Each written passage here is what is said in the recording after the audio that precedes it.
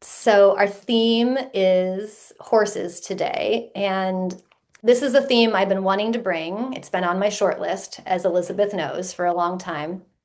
Um, but all signs pointed to horses this week. So we now are the proud leasees of a horse in my family. Yeah. My daughter, her wish has come true. She has actually made it happen through lots of house cleaning and dedicated work and planning. And so now I am spending a lot of time at a barn with my daughter 3 times a week, like as long as she can get me to stay. um, with her horse and just with a bunch of really beautiful horses. And so I've had a chance to really soak in their presence, not just for myself, but to also see how they really impact other people's lives. So just being in the presence of a horse is like, uh, getting a therapy session, really, or a Mingjue healing session, really, you could say. So I'm going to go ahead and show you a picture of our horse.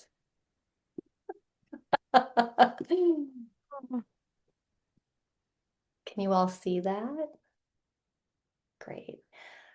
Can you see, like, are there like 5 pictures or 5 video frames in front of, okay, I see my view is sort of obstructed, but as long as you guys just see me, is that correct? Okay, hopefully the video Yep. will We show see that. you and we see the horse and the little stuff about him. I don't see anything else. Good. Okay. I hope that anyway, the video will be what the video is. But I want you to make sure to see the full face of Abigail. This is Abigail, the love of my daughter's life. Abigail is in all of her dreams.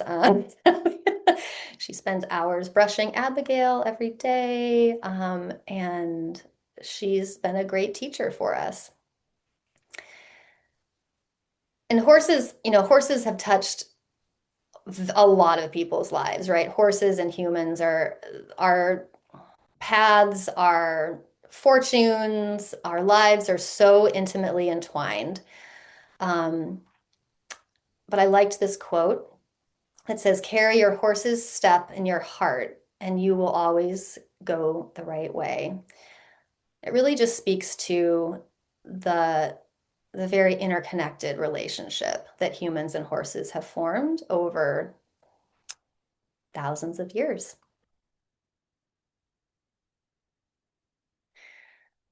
Another picture of Abigail and my very happy daughter. Horses are masters of presence. Their massive heart fields naturally bring us into coherence. So just being around the big-hearted presence and generosity of a horse is, if you're paying attention, is astounding.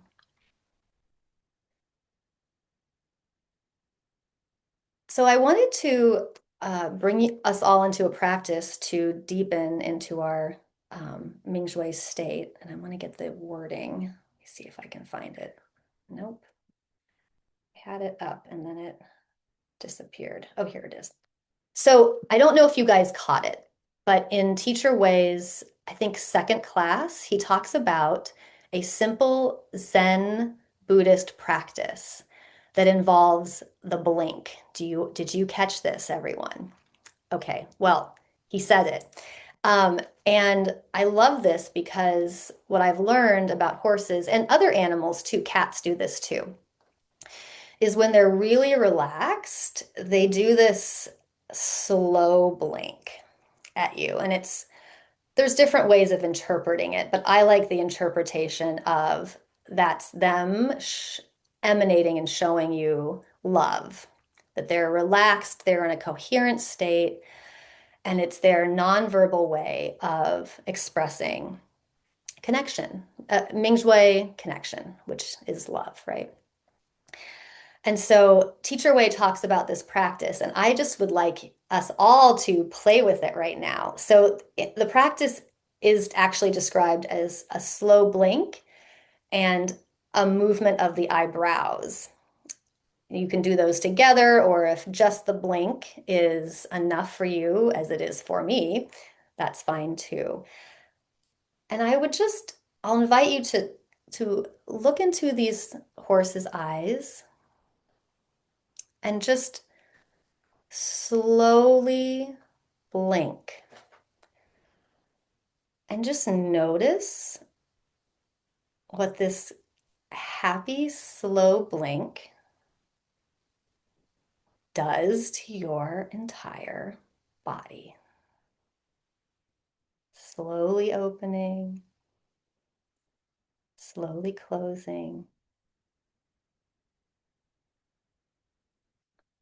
And from Teacher Wei, he said, when you blink your eyes, your observer needs to fill up your eyes with space. So just embody that, imagine that. So your observer completely realizes itself in this space. Can you feel the difference? So now, when you open your eyes, you feel it's not your eyes opening. It's your observer opening and closing. Your observer is smiling, and baby heart sees itself.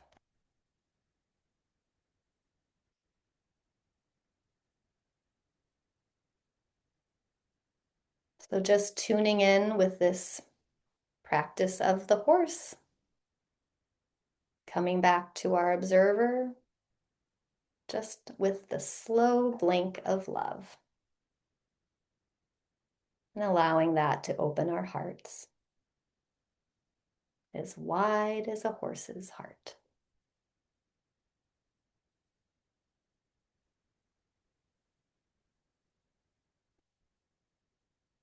A few facts. So horses, Equus ferus, emerged 55 million years ago. Get this, in North America. Horses migrated to Asia and Europe across the Bering Strait, and they disappeared from North America 10,000 years ago. They went extinct. They were most likely first domesticated around 3,500 BCE on the steppes of Central Asia. And these beautiful horses on the right are probably the closest descendants of those horses. Horses were then reintroduced to North America by Spanish settlers in the late 1400s. So we've all heard of, the Mongolians and the amazing horsemanship that they had. Well, a similar type of horsemanship evolved independently in the Great Plains of America. And the Apaches and other tribes in North America, they kind of ended up with some wild horses that the Spanish settlers let loose. And they became also these masters of horsemanship. And in fact, this is why the West could not be quote unquote settled, because they could outrun anything. Their fighting capabilities when horse and man merged were unbeatable. Of course, that changed with the revolver, but we don't need to talk about that. But just amazing, impossible things can be done when horse and man merge. There are no truly wild horses alive anymore. So even these horses to the right that we thought were wild, actually we found are technically probably feral, so probably still, escaped domesticated lines. Um, but that's okay. And I think that really just speaks to the degree of merging that our two species have agreed on. We really, decided to survive together.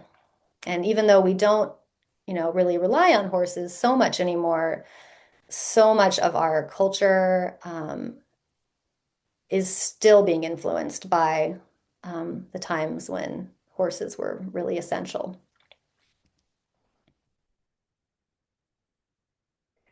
A few more photos. That's Abigail rolling around in the dirt, probably after Rena cleaned her off. Horses are prey animals. So we did a nature healing with rabbits or bunnies, and it's kind of like having a very, very huge bunny that you ride. So they get spooked. They're very perceptive. Their nervous systems are always watching, always paying attention. Um, they have very sensitive hearing and can rotate their ears independently of one another, nearly 180 degrees around. And they have very big eyes with nearly 360-degree vision.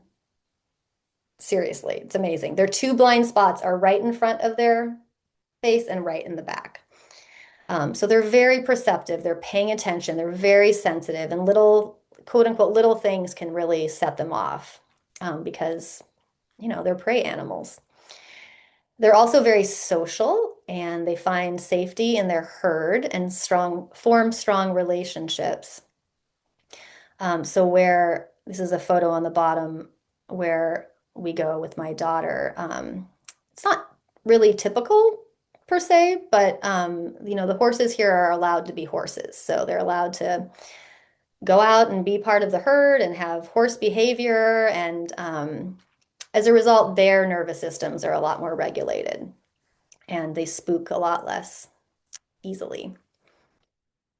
Uh, Horses graze for 15 hours a day. So they're constantly, just like bunnies, they're constantly eating. And that's important for their metabolisms. So one of the reasons I really wanted to talk about horses is because it relates so well to our theme of heart expansion, heart listening, heart opening that Teacher Wei has been teaching us this month. So Heart Math has done some studies on horses, and their hearts are very, very large, and the electromagnetic fields projected by a horse are 5 times larger than a human. So that's like 50 feet. It's massive. So humans, our heart energy typically goes 8 to 10 feet. I believe through our Mingjue practice that we expand that, actually. I believe it gets much larger, infinite even. Maybe not measurable on a magnetometer, but large. And the horse's EMF field is stronger than ours, so more coherent, more stable. And that's what we're practicing in our Mingjue practice. We're practicing really maintaining our stable, cohesive field. So horses are grandmasters of this. And so just being around a horse can regulate um, our field.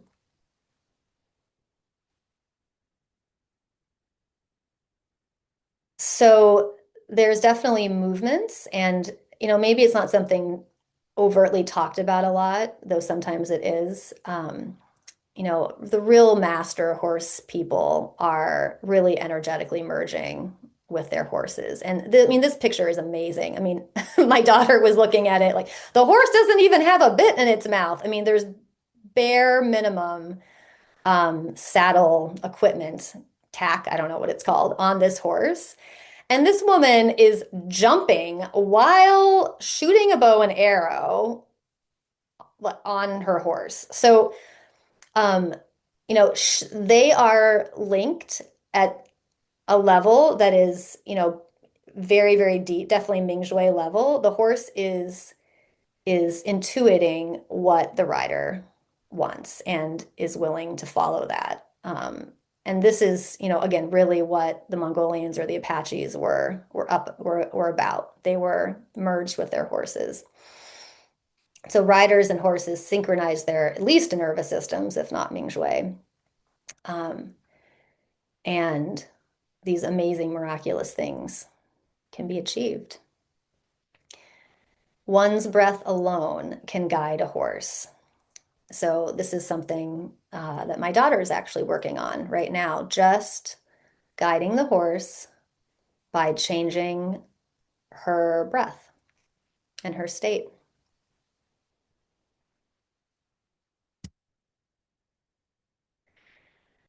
So many fun things about horses and mythology, right? I mean, they just capture the imagination. Riding a horse is like riding a dragon. It's like flying when you jump, I imagine. I don't know. I don't ride horse. So in Greek myth, Pegasus's hooves opened the sacred spring. So yeah, opening up our connection to our intuition and our vitality. Chiron the centaur is half human, half horse. He taught healing to Asclepius. The white mare appears across cultures as the goddess. And horses are very linked to Poseidon. So his gift of horses from the sea bridge to the form the sea bridge to the consciousness and unconscious realms. So there's something about horses representing a world bridger between the conscious and the unconscious, between real world and our dreams.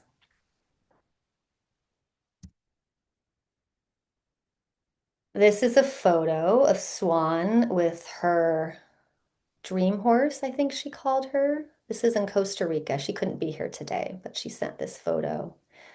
I gather she spent a month in Costa Rica and with a group of people and a group of horses. And maybe we'll have her talk about that next time she's here at Nature Healing.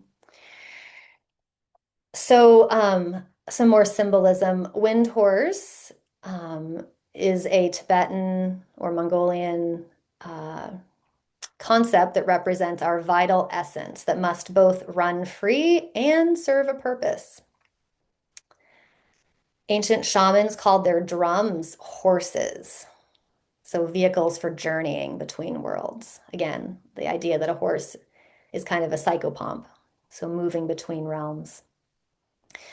The horse appears in dreams as a mirror of our life force. Its condition reflects our own vitality. And when we dream of gathering wild horses, perhaps we may be calling our scattered energies home. Who knows? And I'll end there with the cute picture of Abigail getting a apple, it looks like.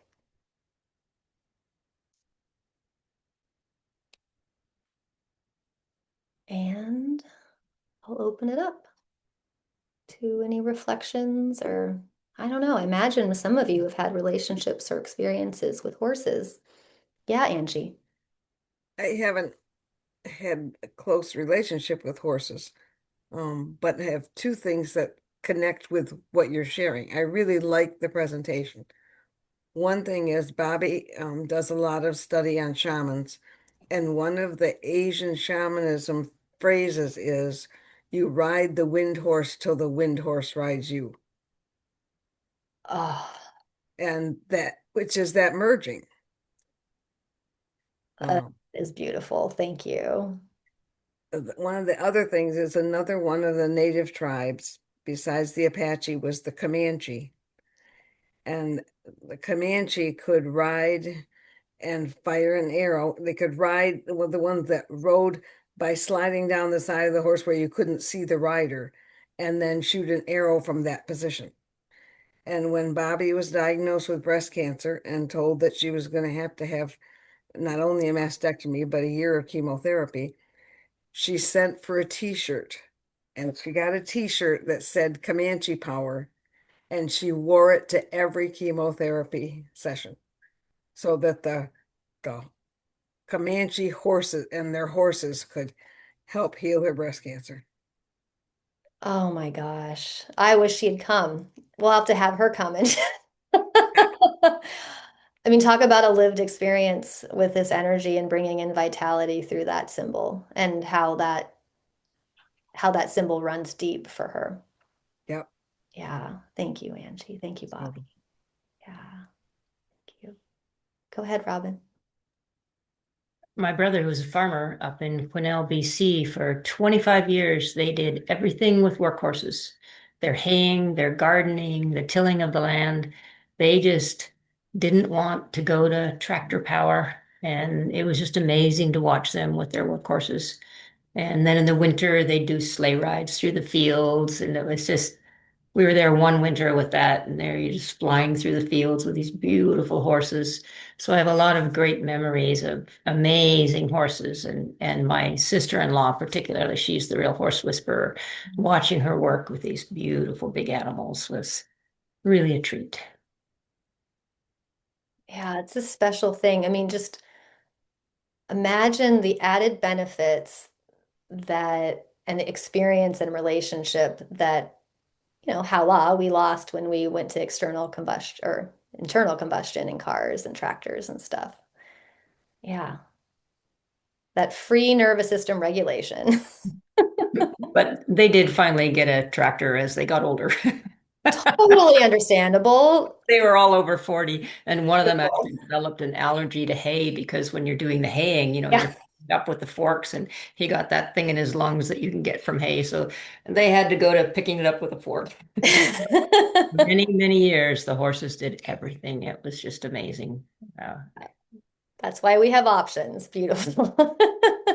Thank you, Robin. Hala. Thank you.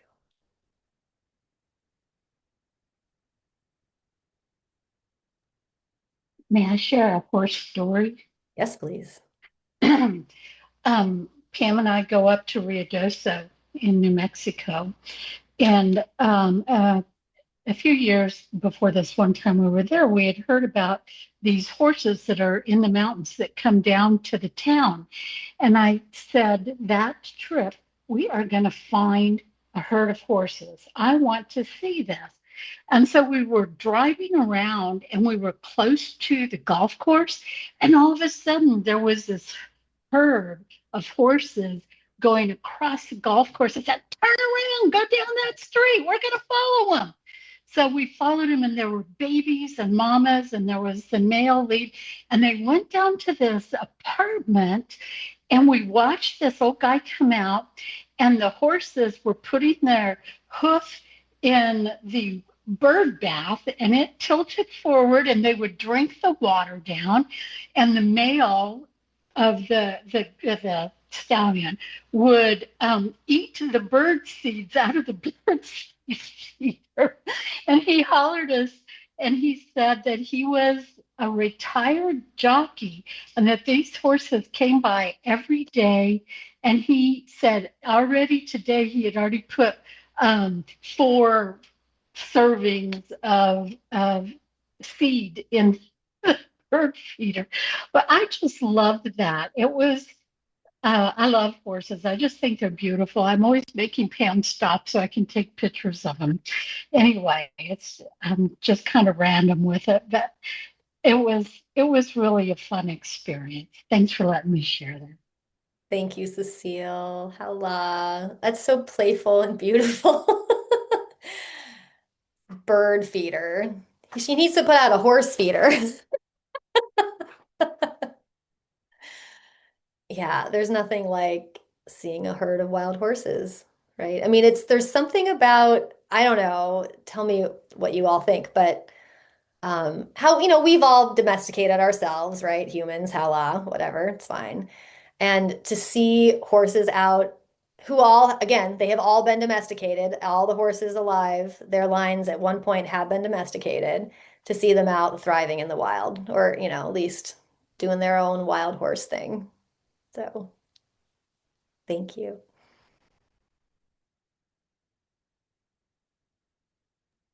like Robin going off the grid. Yeah, that's right.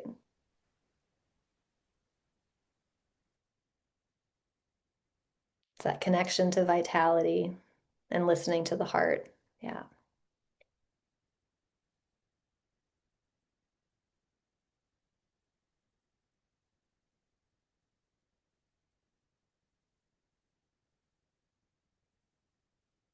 Any other horsey stories, horsey thoughts, horsey impressions?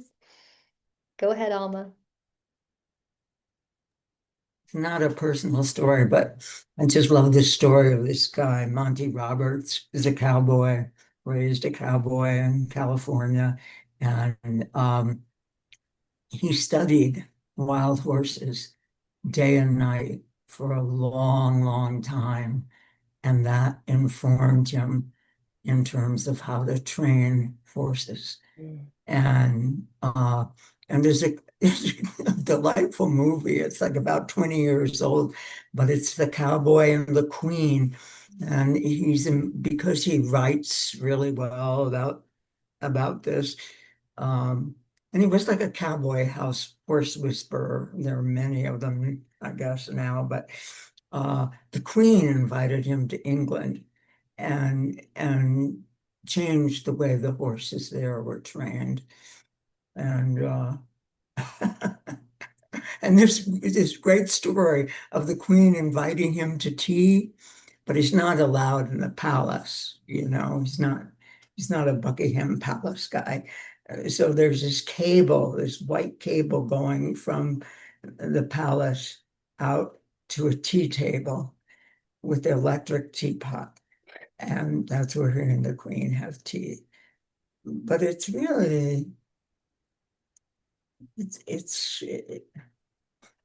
quite a story. And it goes on and on throughout the United Kingdom. Cowboy and the Queen. Yeah, I'm gonna watch that. Thank it's you. really, she's amazing. The two of them are just, it's fabulous to see them come together. Yeah, thank you. Hella. No, there's something so touching about people's relationships with horses. Yeah, Yeah, yeah. yeah, And being open to changing yeah, what was in place for so long. yeah, yeah, that's right. Yeah, still in our country, there remains a divide. Do you ride Eastern or Mm. Western, right? That's always what Yeah. people ask. But when you go to Europe, it's just horseback riding. So, yeah. Yeah, I can't wait to watch that. That sounds awesome. Thank you. I'll share. Yeah. When I was growing up, I rode horses, and it was just something I absolutely loved. And I would clean out the stables so I could ride for free. And I used to ride bareback and Western, but it was just something I always loved. Mm. Got a heart. Your heart is with the horses. Yeah. Thank you, Karen. Yeah. Yeah, I mean, that's a sign of a true horse person because only a true horse person, like my daughter's the same way, would do like grubby manual labor just to Mhm. have the chance of being around a horse. Yeah, it's a special thing. Thank you. Go ahead, Irene. So when I was a kid, we lived in a mill city and we had a lot of big neighborhood and everyone knew everyone, the next house and a lot of children. And there was a man, we used to also deliver newspapers. So one day my brother and I were delivering this newspaper and there was this guy down the street who happened to like his wine and beer a little bit too much. And he often went to auctions and he had bought a horse, like a yeah. Um, but he was abusing it. And my brother ran home and he was all upset. And my dad had worked two jobs and he was home on his break and he said, my brother said, Dad, there's this horse and we gotta save it. And my father grabbed my brother And they went up to the horse and he asked the guy what he wanted for the horse. Hmm. And he saved the horse. And we ended up we had a dead end street and he built a little barn for the horse. Oh, Have chickens and ducks and rabbits as well. But my dad was a farmer from, his younger life. And anyway, so we ended up giving this horse a life and it gave us a different life. And of course, all the neighborhood children loved coming to our house. And we used to, in the summertime, offer like what, a quarter ride on the horse and all that kind of stuff. But it's just a really, really fond memory. And then, when my dad retired, he went back to farming. He bought a farm in Maine and he went back and he bought two working horses. And he and my other brothers, who also bought this land with him, farmed the land like Robin's brother. And I remember going there and they were doing the hay and all that stuff. And it was just such a lot of hard work. And I shoveled a lot of shit, with not as much as they did, but there was something about it that really, that manual labor in a barn, shoveling it. And then, they also had other animals, but domestic animals, but it was just a really fond memory. But unfortunately, one of the horses, yeah, my uncle ended up getting killed by one of the horses because they were using the horse as a um what would they carry? They had like a I don't know what it calls, they were carrying a piece of wood or something because it was a big horse. Something scared the horse. Horse took off and it wrapped around the tree, and it was so traumatic, experience for my dad because my dad was raised with horses and loved this horse. And but all in all, it was just a beautiful gift to be around, when I used to visit the farm, and from a child, it was like, oh, yay, we saved it. We saved this little, it was like a Shetland pony, actually, so it was perfect for our neighborhood, right? But anyway, it's interesting how life goes around, and I'm so thrilled that you offered this tonight, and also Teach Away offering that video, right? Like talk about synchronicity as you had said. So holla. Thank you. Thank you, Irene. I'm feeling so strongly the like weaving of fates and fortunes with your family and horses. I'd love to bring your dad's name and that pony's name into and your uncle's name. My uncle Xavier, and my dad is Andre. Andre, I can't recall the horse's name, that's okay. but it was a beauty. That's Yeah. okay. Mystery, the Shetland pony. Mm, Yeah, mm, thank you. It's really touching. Thank you. mm. Thank you.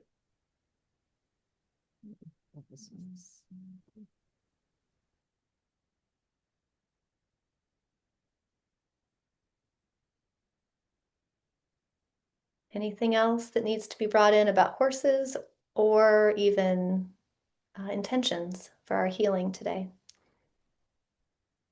Go ahead, Perry. Um, I was so moved by Teacher Way's video. I was in tears a couple times. It was just so incredibly moving. Um, and I feel like I'm new to this community. I mean, it's just such a beautiful community that I feel the collective field in, and I'm so grateful to be connected to it. And I guess I just wanted to bring in that connection to the collective field. I'm feeling it in my heart and um, feeling kind of challenged in my heart. So feeling really beautifully connected. And when I saw you were doing horses today, I thought, okay, I can't stay on the call the whole time, but I want to be here because I just feel very um, connected to you and to that. So thank you, everybody. How, thank you, Perry. And now we all feel way more connected to the field too. Yeah, that's how this works. Thank you. Yeah, I go ahead. Go ahead, Irene. I have one more. Lauren reminded me when my dad died. we rented a horse and carriage, and we carried his coffin on through the streets of Maine where he lived. I totally had forgotten about it, and it was such a beautiful. We made it was like in the newspaper. It was like this big deal for the small Maine town, but it was so perfect for Dad, because he was a true farmer and he loved his animals, and he always like I know some of you know I come from a large one of 9 children, and it was always oh just like what's one more, we'd be in the neighborhood and like, Mom, can so and so come? What? And they were always so gracious, like, sure, why not? What's one more?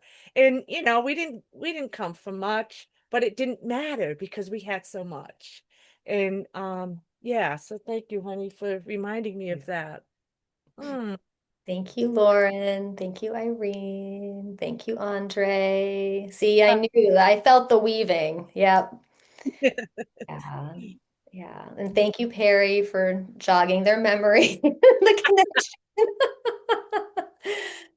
Yeah. Yeah. This nature healing, I mean, practice for the people who it's powerful for is very powerful. There's, something about bringing in these portals. These subjects are all portals. Every aspect of ourselves, of our world, they're all just invitations to come back to ourselves, come back to the oneness. Um, so yeah, thanks for everyone. Just keep continuing to show up because I love these gatherings too. Yeah, thank you. And yeah, for those of you who have not seen Teacher Way's video, it's on the Nature Healing email. There's a link. It's on our YouTube page. And yeah, definitely worth watching and worth considering. Where in your life do you see yourself as the horse? And where in your life do you see yourself as a horseman, a horseman? Yeah, it was really, anyway, that could be a whole nother healing session. Go ahead, Angie. That video and the timing of it was so incredibly just coherent for me because I had gone to the different demonstrations on Saturday, and I had felt by the end of the day, we might get through this. And I had felt and have known how stuck I have been. And to see that horse stuck, I was just heartbroken. It was like, how are they going to get? I mean, I was almost panicky about how are they going to get that horse out? And to have all those other horses, to have that be the force of helping the horse get unstuck was just such a parallel to my experience Saturday of having all of these people who were taking risks and being generous and loving each other and speaking their voices, and that helped me get out of a mud pit. And so that was just incredibly profound for me. Yeah. Oh, Yeah. How many of you wanted the horsemen to pull the horse out of the pit? I thought it I was wanted them to pull the horse out. Pull the horse out. But see, right. that's wanting someone to do it for us. And that's not what this practice is about.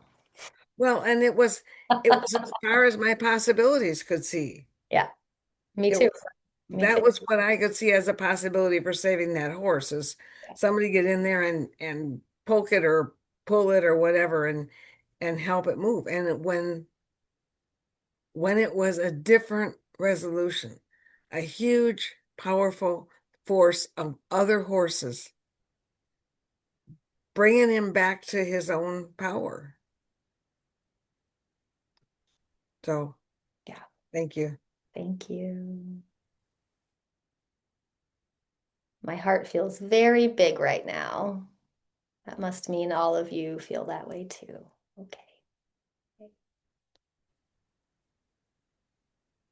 Go ahead, Cecile. Yeah.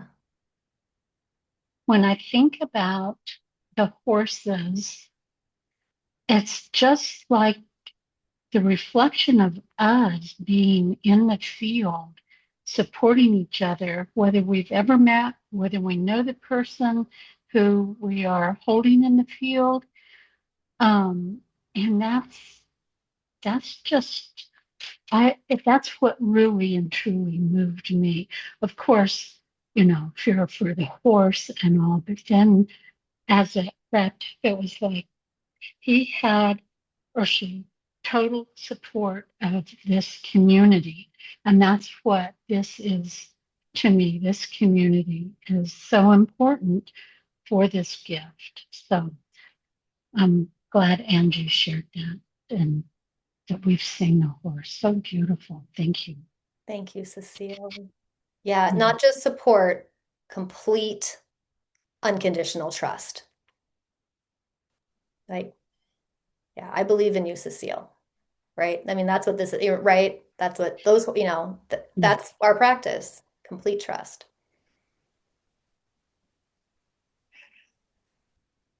Not easy, but we got it. We're together. Yes.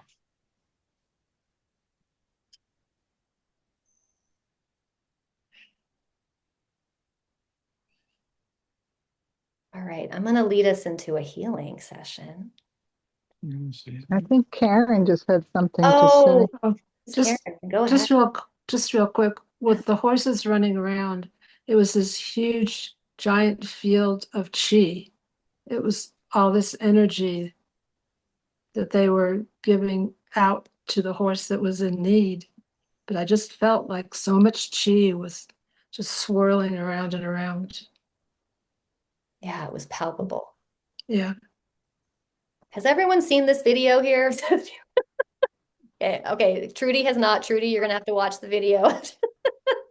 I know Regina showed it on Monday, so I didn't want to show it again, but And with what we learned today about how big the horse's heart's energy field is, it makes that video even, I mean, it's like all of these horses' hearts joining together and then moving through that space.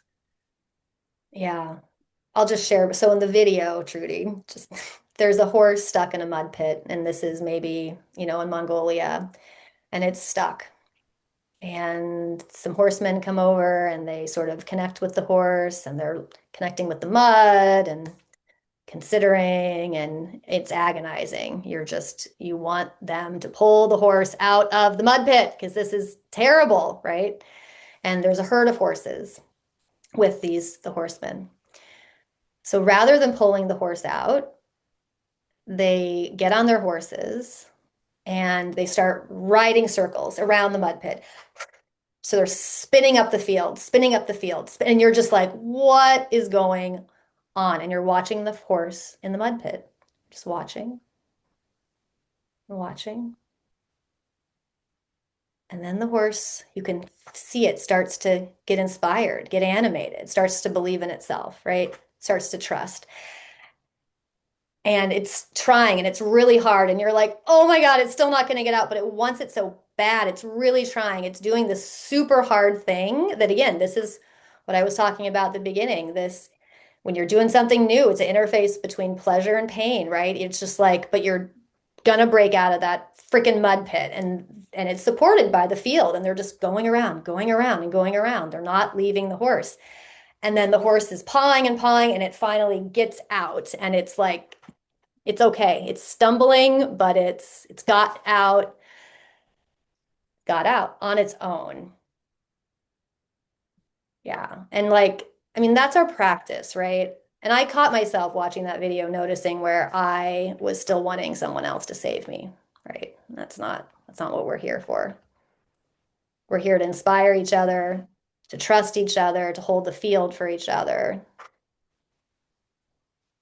But when we do it ourselves, we get the reward. We get that power for ourselves. And that's the best, right? Yeah. Okay, thank you, Trudy. And for those watching the video who haven't seen the awesome horse, I'll put a link to it in the YouTube thing. So, okay, I'm gonna set a field here because oh my, I mean, it's already very activated. If anyone wants to throw names or things in, go for it. You can unmute. I'd like to put in a young friend of mine, not that young, Chloe Classford George is in labor right now, 2 weeks late for her first baby. So may Oh, that that's baby do it. perfect. The perfect energy to send Chloe. Perfect. Oh, this is wonderful. It's already happening. I can feel it. Yeah.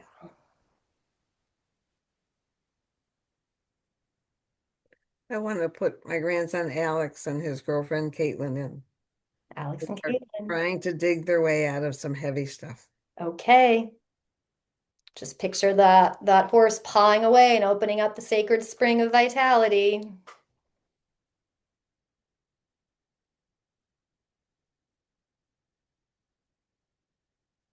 And I also want to put gratitude in, incredible gratitude for both my experience and then what the horses reflected to me in that video. Allah. And I'd like to put my bride Karen in. Karen. Allah. Allah. For her deep connection and love of horses. Thank you.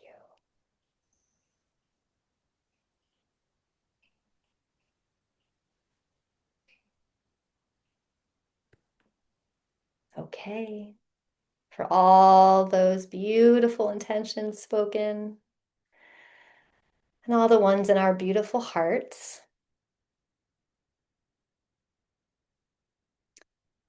Bring them in, gather them into our fields. You can close your eyes. Connecting with all of this beautiful information, this powerful, transformative information that got brought up because of the horse. Feeling gratitude in your heart for this beautiful animal, all the ways that it's uncovered the things that we needed to see today. Feeling your heart growing, growing, growing. Feeling original Huanyan Qi reflected in your baby heart. Your heart receives this beautiful information and from there can create anything.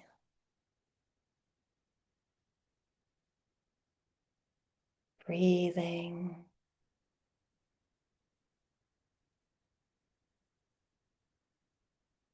Feeling our strong inner observers radiating out from our hearts. Hearts as big, as generous, as wild as a horse. And we'll allow that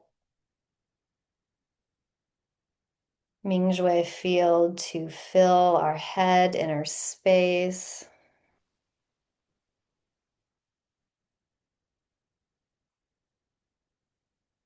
Wild open hearts filling our neck, inner space.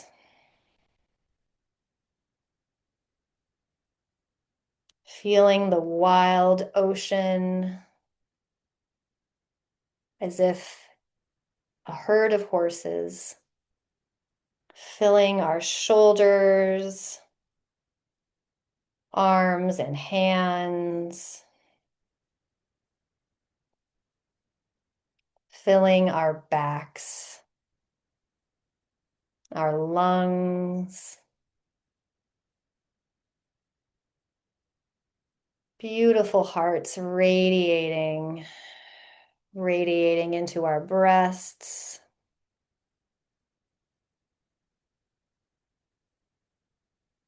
radiating into our kidneys and our lower back, radiating into our organs like the liver and the stomach, gallbladder, pancreas, intestines, radiating into the bladder, reproductive organs, filling Mingmen inner palace. Allow yourself to experience the vitality. Experience the source of the vitality of your body. Reconnecting with it. Purifying it. She.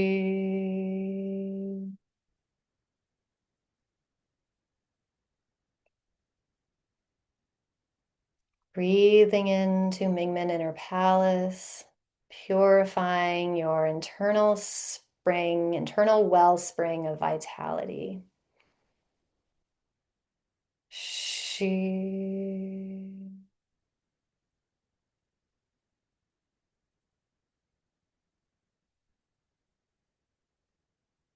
Breathing in to lower dantian, allowing consciousness to rest in lower dantian.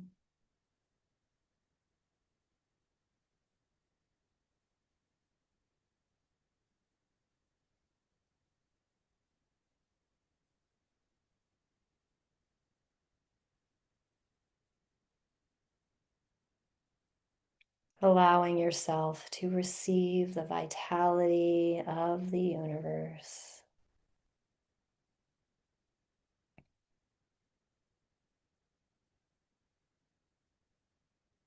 Feeling connected like a rider to their horse, to that enormous wellspring of potential.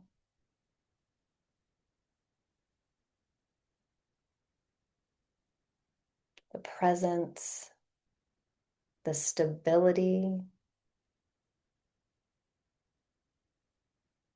the sure-footedness,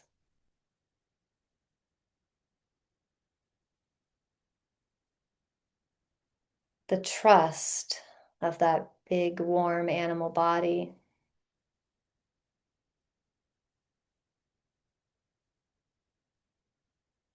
That knowing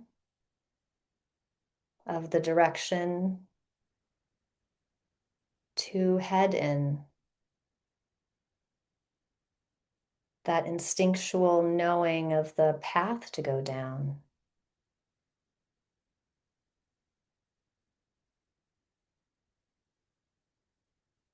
Breathing into lower dantian.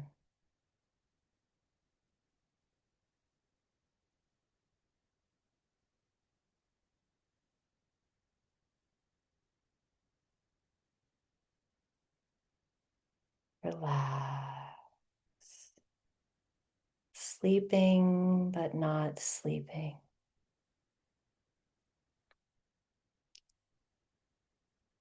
Lulled by the quiet, by the regular step.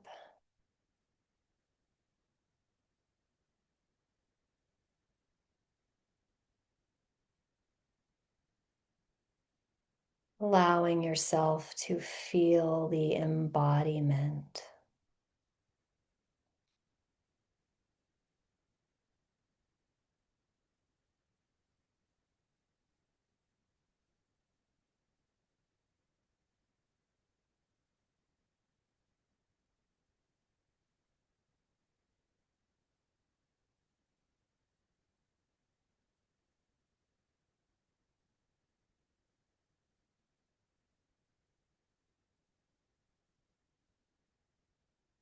Relaxing into the journey. The howla of knowing everything is good right now. Everything is perfect and getting better. No problem.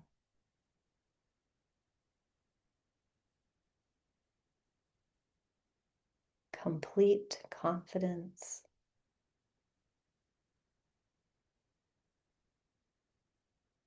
Complete trust.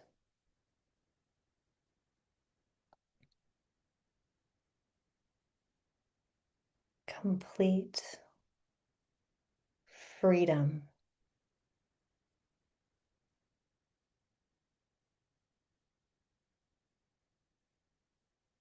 Just allow yourself to experience this level of freedom.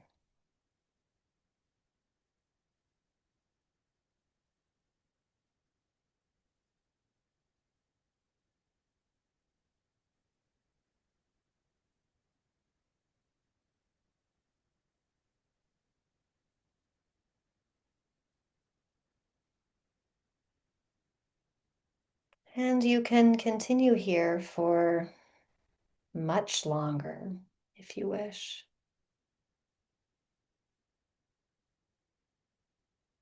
Or if you're ready to come back to the evening, may I suggest some gentle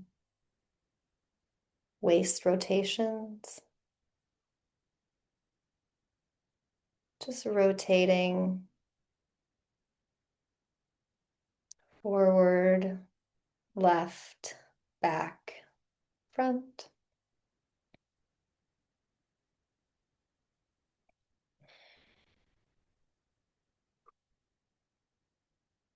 Activating this vitality within yourself. You can go the other way. Just feel into the newness. Feel into any energy that really wants to move.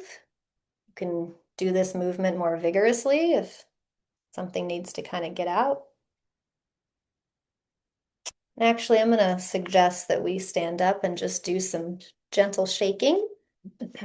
Actually, well, here, let's do a little shaking. Just kind of bouncing up and down on the heels. I'm feeling a lot of stuff moving in our lower dantian. So awesome. Hala, look at that. More chi purifications coming our way. Woohoo. And then I'm going to suggest a practice. I don't think we've learned this from Teacher Way, but it's called trembling horse. I know. Okay. So it's basically a full body sneeze. And so it starts usually with the hands and maybe the feet kind of going up and down. And it kind of ends up in a full body sneeze. So it actually often comes out audibly. So again, starting in the hands and feet, shake it out. And this must mimic what horses actually do when they're shaking it off. I actually think it's sort of what prey animals do, like bunnies or something, after when they're really just letting something roll out of their nervous systems. All right. Hala.